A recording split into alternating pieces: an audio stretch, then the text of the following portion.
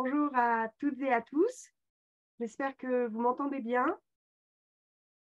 Nous sommes le 17 janvier 2023 et l'objectif de cette visioconférence est de vous présenter donc le Master MEF second degré anglais, LVE plus généralement, puisque c'est la même maquette pour l'ensemble des différentes langues. Alors, dans un premier temps, je vais revenir sur le calendrier qui concerne les candidatures en Master MEF. Je reviendrai ensuite sur la maquette de ce master, c'est-à-dire l'offre de formation, ce qu'elle comprend. Et puis, j'aborderai également la question du calendrier, l'organisation temporelle, ainsi qu'un exemple d'emploi du temps.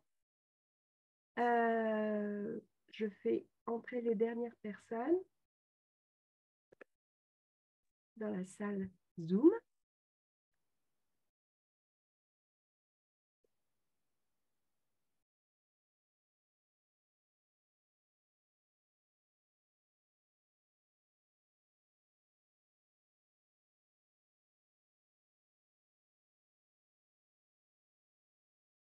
Vous allez pouvoir voir l'écran que je partage. Donc, le calendrier national pour 2023 s'affiche normalement, si tout va bien, sur votre écran. Vous avez la possibilité de consulter les offres à partir du 1er février. Vous pourrez déposer vos candidatures entre le 22 mars et le 18 avril. Vos candidatures, les candidatures seront examinées par les établissements. Vous savez que vous pouvez faire plusieurs candidatures et je vous invite vivement à déposer votre dossier dans plusieurs INSPE. Et au sein d'un INSPE, donc l'INSPE, c'est l'Institut national supérieur du professorat et de l'éducation, qui est le lieu de formation pour devenir enseignant, donc pour les métiers de l'enseignement, de l'éducation.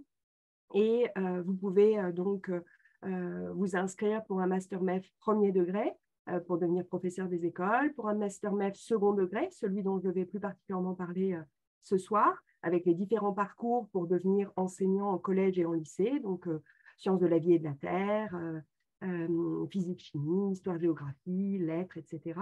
Et LVE, bien sûr. Et puis, vous pouvez également vous inscrire dans un INSPE pour devenir CPE, conseiller principal d'éducation. Et puis, vous avez également une mention 4 où vous pouvez suivre des parcours comme le parcours médiation culturelle ou un parcours autour du tourisme, lien entre les voyages, tourisme et mobilité éducative. Donc, en fait, si vous hésitez ou si vous souhaitez candidater à la fois dans le premier degré et le second degré ou dans plusieurs INSPE, c'est tout à fait possible.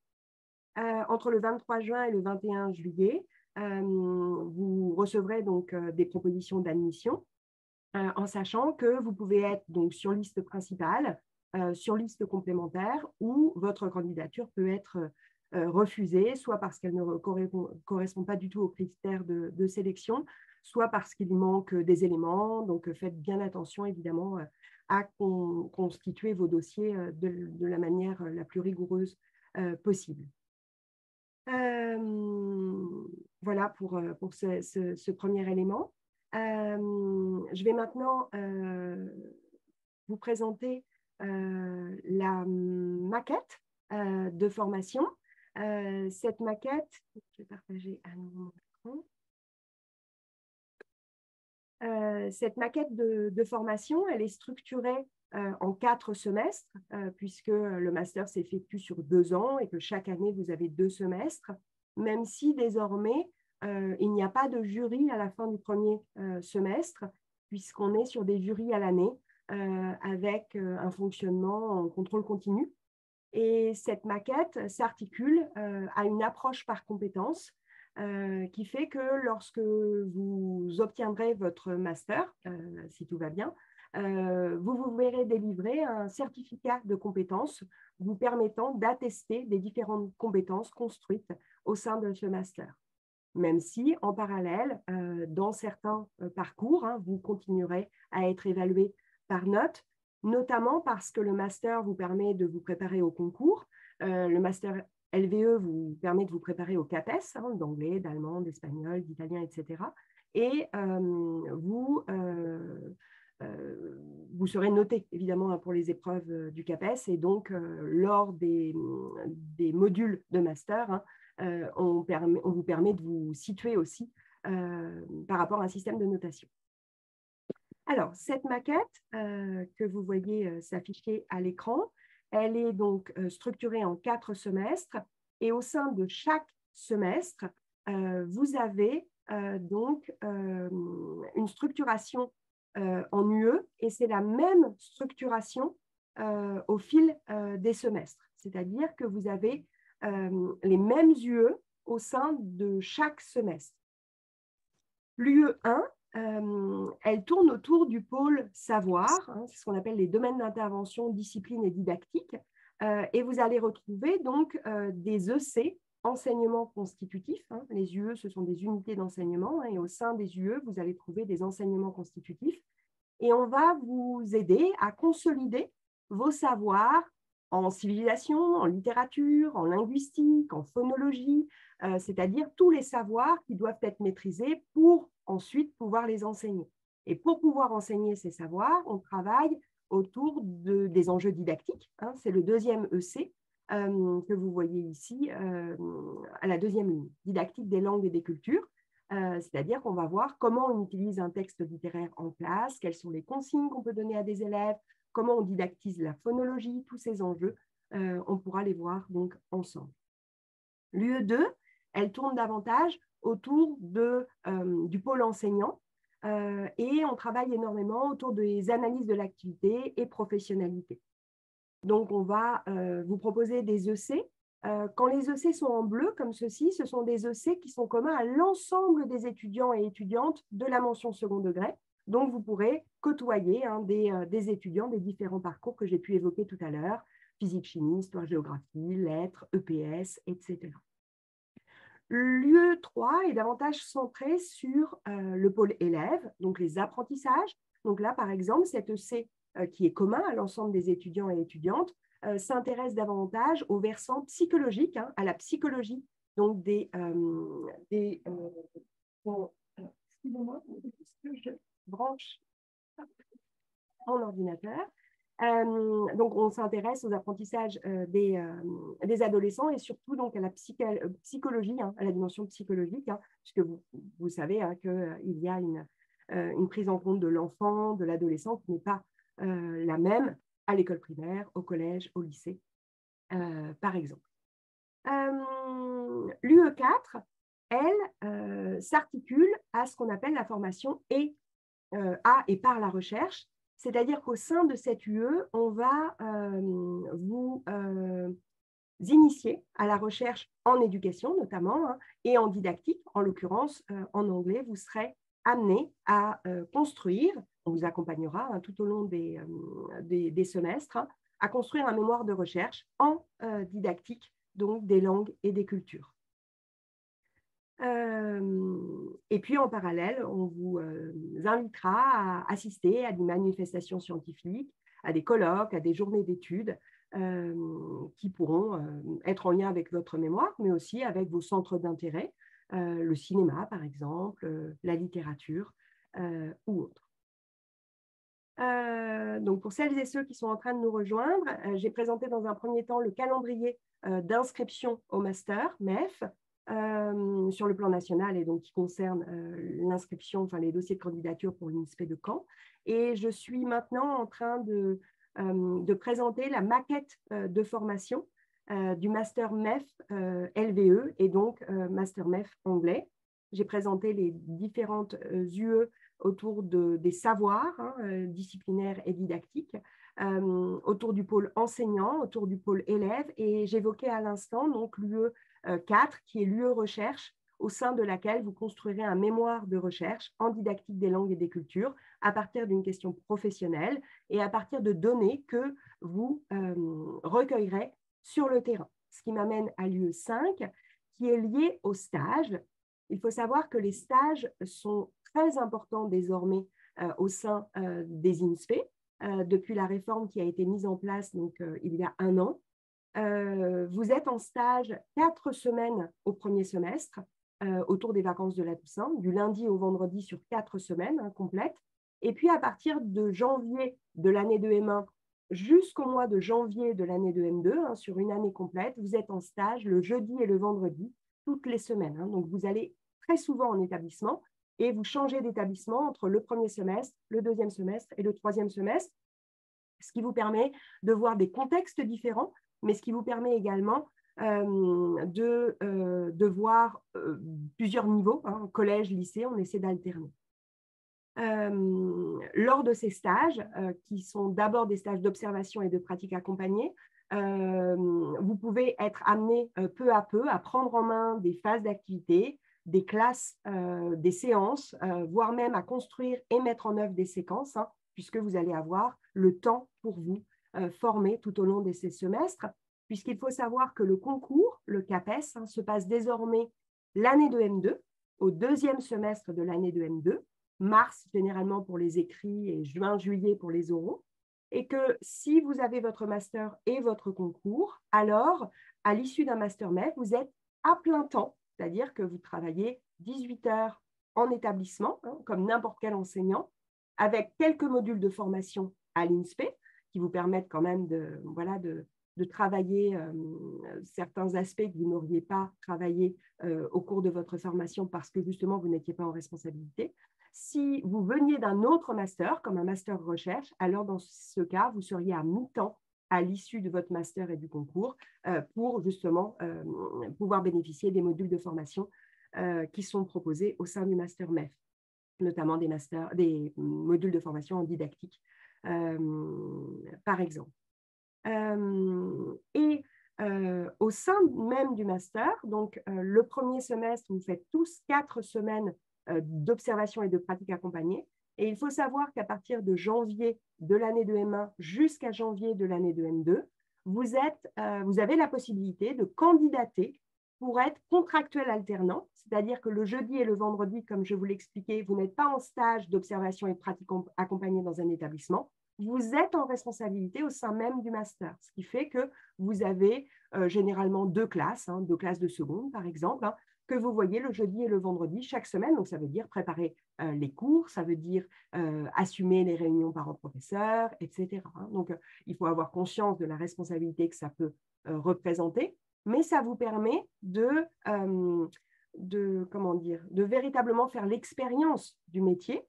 Et puis, financièrement, pour certains, ça peut être aussi une source de revenus non négligeable pour financer ce master, puisque votre emploi du temps est adapté à l'emploi du temps du Master MEF anglais, c'est-à-dire que le jeudi et le vendredi, il n'y a pas cours à l'INSPE et vous êtes en établissement. Pour les étudiants et étudiantes qui sont inscrits dans un dispositif AED, vous continuez à bénéficier de ce dispositif et vous êtes AED donc au cours de l'année de M1. Et on a appris très récemment que vous aviez la possibilité même de prolonger au cours de l'année de M2. Donc ça ne change pas. Au sein de l'UE5, je tenais aussi à évoquer ce qui apparaît en rouge ici, à savoir l'option obligatoire qui est le parcours international. Il y a plusieurs options qui sont proposées au sein de l'INSPE. Et au sein du Master MEF langues vivantes étrangères et donc Master MEF anglais, l'option qui est obligatoire, c'est l'option liée à l'international, c'est-à-dire qu'on va vous amener à réfléchir à des problématiques en lien avec, par exemple, l'enseignement du français à l'étranger ou la prise en compte d'élèves allophones.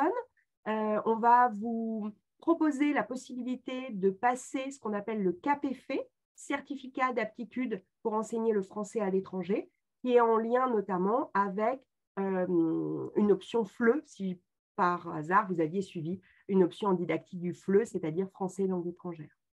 Et dans le cadre de cette option internationale, vous savez que dans les critères pour entrer dans un Master MEF LVE, il s'agit évidemment d'avoir suivi une licence LLCER, d'avoir, si possible, une moyenne supérieure à 12 là je vous parle d'expérience par rapport au dossier qu'on reçoit à ce master, d'avoir suivi une ou plusieurs options de pré-professionnalisation au métier de l'enseignement, et puis, si possible, d'avoir effectué un stage ou un séjour dans un pays anglophone de plus de 6 mois. Alors, évidemment, vous allez écrire une lettre de motivation, vous allez constituer votre dossier, peut-être qu'il y a des raisons qui expliquent que vous n'avez pas eu la possibilité d'effectuer ce séjour, puisqu'on sait, notamment avec la pandémie, peut-être aussi avec d'autres facteurs, que ça n'est pas toujours évident, mais voilà, vous pourrez le préciser dans votre lettre de motivation.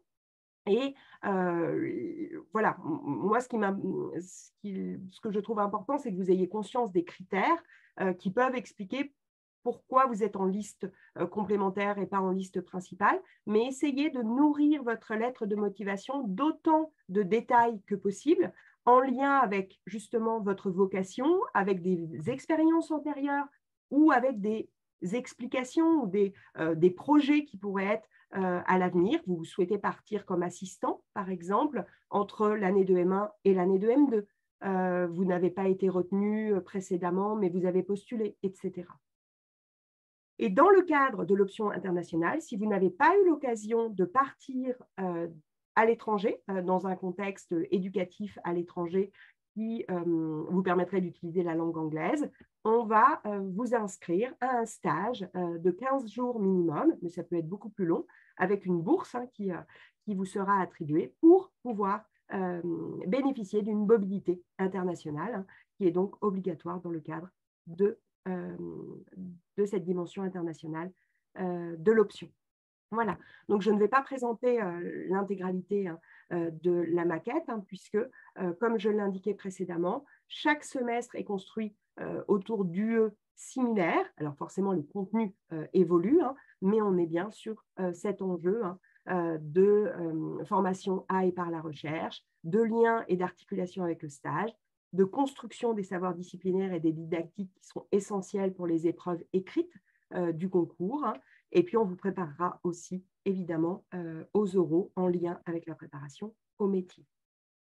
Voilà donc pour la maquette de formation. Je vais m'attarder maintenant sur la dimension temporelle pour que vous puissiez avoir un aperçu de l'organisation sur une année. Je vais partir du calendrier qui a été construit pour les M1 actuellement, les étudiants qui sont en M1 anglais cette année. Donc, la pré-rentrée a eu lieu fin août. Les cours ont commencé donc, le 5 septembre. Les cases en bleu correspondent à des EC communs, les EC que j'évoquais tout à l'heure, où vous côtoyez l'ensemble des parcours second degré. Les cases en jaune correspondent à des journées au cours desquelles vous avez des séminaires de recherche qui vous permettent de travailler votre mémoire de recherche. Et puis, vous voyez ici, un stage massé, celui que j'évoquais tout à l'heure. Ils sont partis, par exemple, du 3 octobre au 10 novembre. Alors, généralement, vous effectuez des vœux géographiques, si possible distants, c'est-à-dire près de vos lieux familiaux ou autres qui vous permettent de bénéficier d'un hébergement. Et puis, pour les salariés sur Caen, on essaie de trouver des lieux évidemment beaucoup plus proches si jamais vous avez un travail le soir ou qui demanderait à ce que vous ne soyez pas trop éloigné.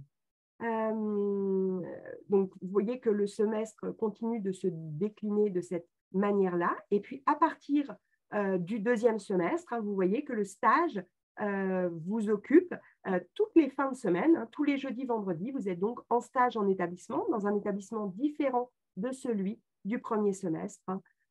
Et vous avez donc la possibilité également d'être SRAC et donc contractuel alternant. Et dans ce cas-là, vous êtes en stage jusqu'au 7 juillet. Alors que quand vous êtes en observation et pratique accompagnée, le stage se termine le 12.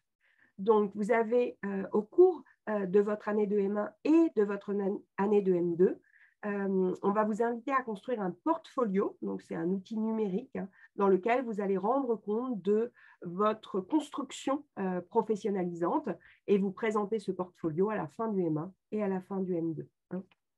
Je pense que je vous ai à peu près tout dit. Généralement, pour le stage de mobilité internationale que j'évoquais tout à l'heure, on privilégie le mois de juin en M1, voire mai, selon les destinations. Ça peut être à d'autres moments dans l'année. On verra ça avec notamment la responsable des relations internationales qui s'appelle Magali Janin. Voilà. Un dernier élément pour que vous puissiez voir ce que cela peut donner en termes de formation au cours d'une semaine. Vous avez donc cours généralement du lundi au vendredi au premier semestre, et puis ensuite vous avez cours du lundi au mercredi, puisque à partir de janvier, vous êtes en stage le jeudi et le vendredi. Généralement, vous avez cours entre 9h, de 9h à 17h, voire 18h. Et on essaie évidemment d'aménager des pauses pour que vous puissiez notamment vous retrouver, puisqu'on demande beaucoup de travaux de groupe et de travaux collectifs dans certains EC. Alors, j'ai essayé de présenter de manière aussi synthétique que possible les différents éléments qui me paraissaient les plus importants. Je vais pouvoir maintenant répondre à vos questions. Alors, la première question que je vois apparaître dans le chat. Donc, pour faire le stage en SRAC, donc SRAC, c'est stage en responsabilité alternant contractuel. On trouve aussi CA, contractuel alternant. Il faut candidater, oui. En effet, il faut candidater. Une fois que vous êtes admis en M1, MEF anglais, vous allez donc suivre les formations, partir en stage donc, de 4 semaines. Et début novembre, fin octobre, début novembre, vous allez recevoir un message vous proposant cette possibilité à partir de janvier d'être contractuel alternant pour un contrat d'1 an, puisque l'idée, c'est que le stage s'arrête en janvier de l'année de M2 pour que vous puissiez ensuite vous concentrer sur les écrits du concours et puis sur les oraux du concours. Et il faut candidater avec une lettre de motivation et on vous reçoit en entretien. Généralement, il y a une personne des services académiques, souvent une inspectrice ou un inspecteur d'anglais. Je parle pour le parcours que je connais le mieux. Et puis, je siège souvent à ces commissions de recrutement en tant que responsable du parcours Master-MEF. Il y a, en anglais, cette année et l'année précédente, il y avait ce qu'on appelle 4 berceaux, c'est-à-dire il y avait 4 postes SRAC, et généralement, il y a à peu près autant de candidats. Il faut savoir que certains étudiants ne se sentent pas prêts à devenir contractuels alternants, c'est-à-dire à être en responsabilité dès le mois de février de l'année de M1. En janvier, vous observez dans l'établissement dans lequel vous serez contractuel alternant et donc préfèrent rester en pratique accompagnée.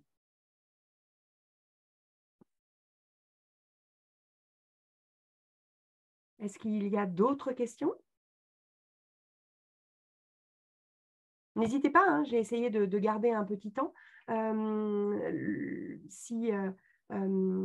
Peut-être que vous avez tous eu l'information de la journée portes ouvertes. Vous avez donc le 4 février la possibilité de venir à l'INSPE de Caen pour une journée portes ouvertes. Sachez que j'assurerai la permanence de midi à 16h sur le stand LVE. Langues vivantes étrangères. Le matin, on aura une collègue, la responsable du parcours espagnol, qui sera là de 9h à 10h30, puis la responsable du parcours allemand, qui sera là de 10h30 à midi. Donc, vous avez la possibilité de venir me voir de midi à 16h. Et puis, à 15h, je proposerai une présentation de la mention second degré, donc à l'occasion de cette journée portes ouvertes. Alors, acceptez-vous une licence étrangère en études anglaises sans faire une reconnaissance par licence? Alors, en fait, pour les questions d'équivalence, je vais avoir du mal à répondre sans connaître le dossier précisément, mais vous pouvez m'envoyer un message. J'ai une adresse Unicamp, elise.ouvrard, ouvrard, @unicamp.fr, et vous pouvez m'envoyer notamment votre diplôme de licence. Vous pouvez, et je pourrais vous dire si, ou vous mettre en relation avec la scolarité pour savoir si vous pouvez candidater. Alors, le TOEIC n'est pas requis pour postuler. À partir du moment où vous postulez avec une licence LLCER anglais, le fait que vous ayez obtenu cette licence vous permet de candidater. Si jamais vous avez un autre parcours, alors même chose, je vous invite à m'écrire pour me faire part de la spécificité de votre parcours, et je vous dirai si il faut joindre une attestation TOEIC ou autre. Alors, est-il possible d'avoir des informations complémentaires quant au stage international obligatoire? Oui, bien sûr, mais peut-être pouvez-vous me préciser dans quelle direction? Donc, j'ai essayé de préciser donc, que ce stage s'inscrivait dans l'option internationale, qu'il concernait de manière obligatoire les étudiants qui n'auraient jamais effectué de mobilité dans un contexte éducatif, dans un contexte anglophone, ou en tout cas où la langue anglaise est utilisée. On va vous proposer des destinations en lien avec des partenaires de l'INSPE, et vous échangerez évidemment sur ces possibilités. Et le stage s'effectue généralement au cours de l'année de M1, dans la mesure où l'année de M2 est très dense, avec notamment la préparation du concours. Alors, y a-t-il beaucoup de demandes pour ce master? Oui. C'est-à-dire, enfin, ça dépend ce qu'on met derrière beaucoup, mais généralement, on a une centaine de demandes. Mais il faut savoir que parmi ces demandes, il y a des cursus qui ne sont pas du tout pris en compte par le Master MEF. Donc, n'hésitez pas à candidater et essayez de constituer, je le disais tout à l'heure, votre dossier de la manière la plus rigoureuse possible. Faites attention, par exemple, lorsque vous rédigez votre lettre de motivation, à prendre connaissance de manière plus précise de l'INSPE de Caen, des raisons qui vous poussent à postuler dans cette INSPE particulièrement. Essayez de ne pas, parfois on a des étudiants qui font des copier-coller et on reçoit la demande pour Caen d'une candidature qui s'adressait au départ à Clermont-Ferrand. Vous voyez, donc c'est des petits détails comme ça. Essayez vraiment de veiller à la solidité de votre dossier. Alors, y a-t-il des passerelles possibles entre le premier et le second degré?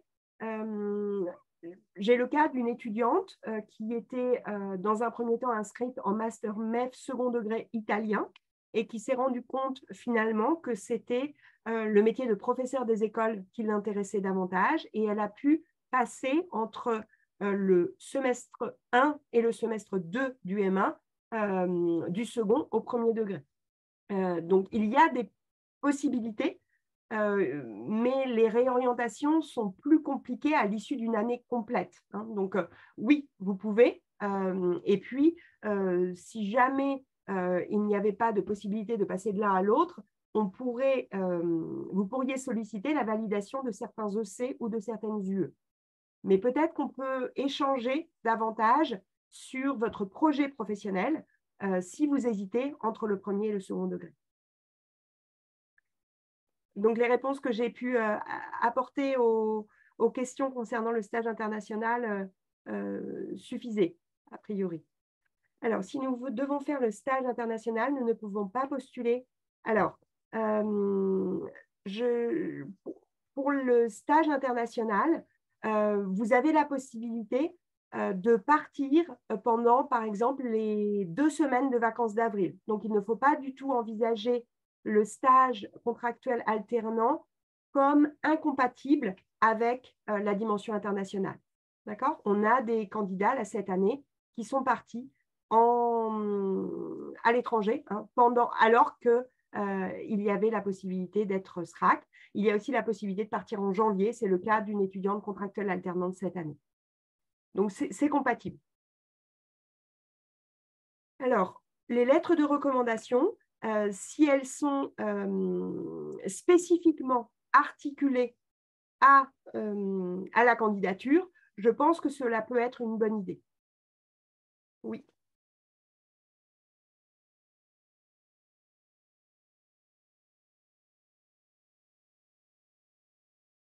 Alors, on partait sur un format de 30 minutes, donc j'ai essayé de respecter ce format pour que vous puissiez poser quelques questions.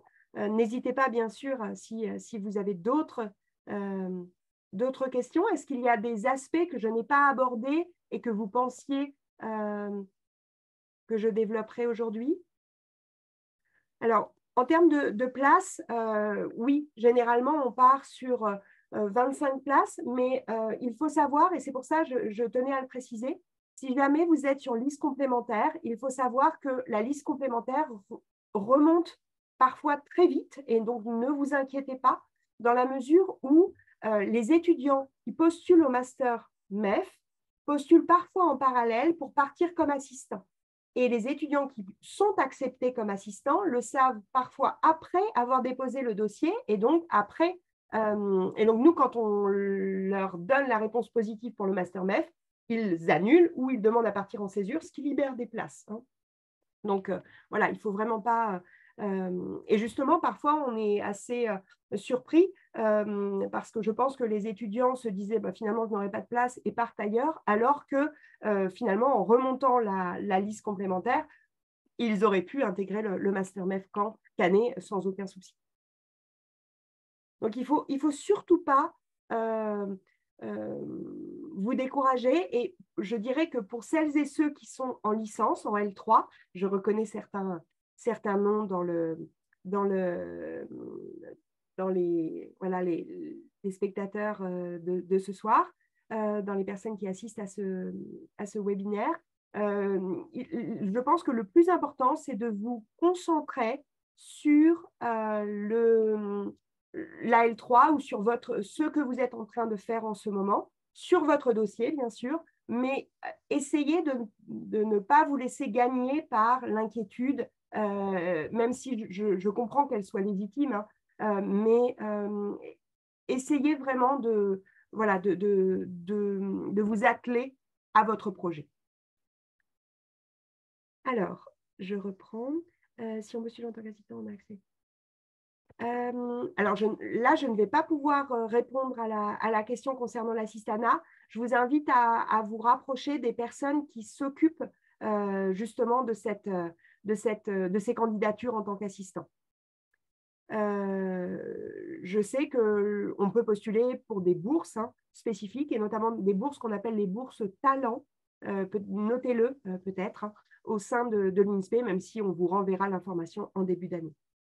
Mais voilà, je ne suis pas en mesure de répondre sur l'assistanat.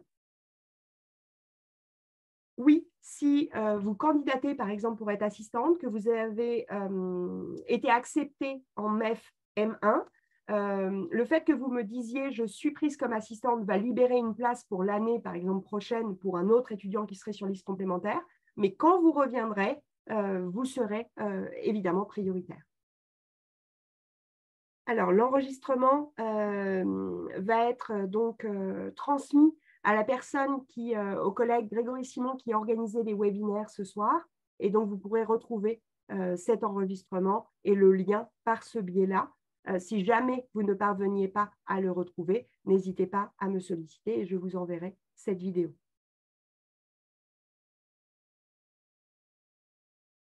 Alors, certains établissements proposent le Master MEF anglais en distanciel, ou en tout cas le proposer avant la réforme là, qui a eu lieu et qui a été mise en place à la rentrée dernière. Mais je ne suis pas en mesure de vous donner aujourd'hui la mise à jour des Master MEF qui le proposent. Je sais qu'ils sont très peu nombreux dans la mesure où la mise en stage et l'assiduité en stage est très importante. Donc, je ne sais pas si c'est toujours le cas aujourd'hui. Alors, l'université de Caen le proposait en effet en allemand précédemment lorsqu'il y avait 2 fois 15 jours de stage. Maintenant qu'on est sur une approche par compétence, une évaluation en contrôle continu sur les 4 semestres et un stage filé jeudi-vendredi tout au long de l'année, donc S2, S3, ce n'est plus le cas aujourd'hui.